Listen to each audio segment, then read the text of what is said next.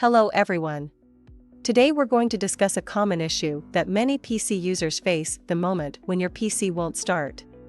It can be frustrating and stressful, especially if you depend on your PC for work or school.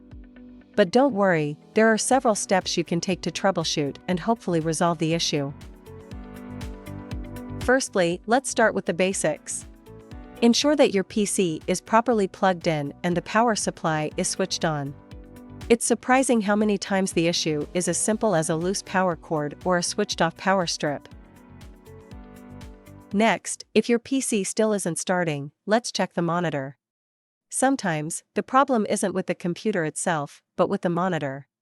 Make sure it's turned on and properly connected to your PC. If the problem persists, let's dive a bit deeper. You can try a hard reset. This involves unplugging the computer, pressing and holding down the power button for about 15 seconds, and then plugging it back in and turning it on. This can often solve many startup issues.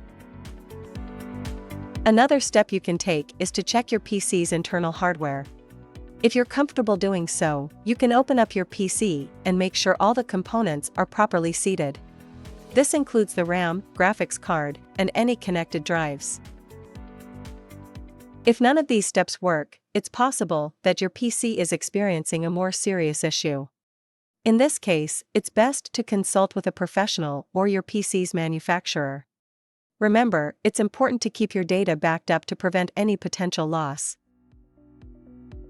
In conclusion, while a PC that won't start can be a significant problem, there are several steps you can take to troubleshoot the issue. From checking the power supply to consulting with a professional, you're not alone in this. Thanks for watching, and hopefully, you'll be back up and running in no time.